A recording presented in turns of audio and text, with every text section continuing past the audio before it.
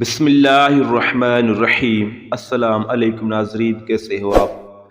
ناظرین، سیدنا موسیٰ علیہ السلام کے زمانے میں ایک آدمی تھا جو توبہ کر کے توڑ دیتا تھا۔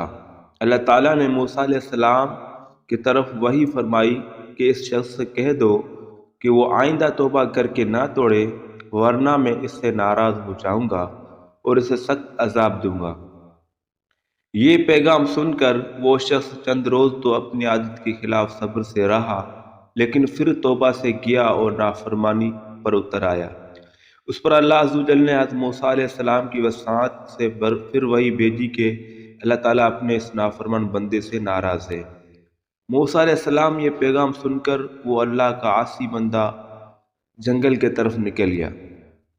وہ تنہائی میں یوں اللہ عز و جل سے مخاطب ہوا، اے پروردگار، تو نے موسیٰ علیہ السلام کے وساطت سے یہ پیغام بھیجا ہے کہ کیا تیری بخشش کے خزانے ختم ہو گئے ہیں، یا میری نافرمانی سے تجھ کو کوئی نقصان پہنچا ہے؟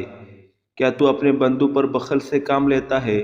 کیا کوئی گناہ تیرے عفو و کرم سے بڑا ہے؟ جب عفو و کرم تیری صفت ہے، پھر تو مجھے نہیں بخشے گا؟ اگر تو اپنے بندے کو نا امید کر دے گا تو وہ کس دروازے پر جائیں گے؟ تیرے در سے ٹھکرائے ہوئے کس کی پناہ تلاش کریں گے؟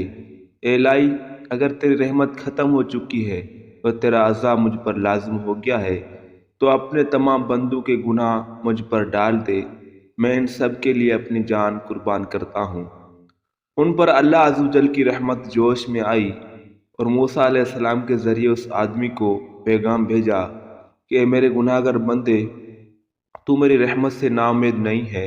اگر تیری خطاؤں سے زمین و آسمان کے درمیان کی فضا بھی بھر جائے تو بھی میں تجھے بخش دوں گا کہ تو میرے رحمت کا کاملہ اور عفو کا اعتراف کرتا ہے۔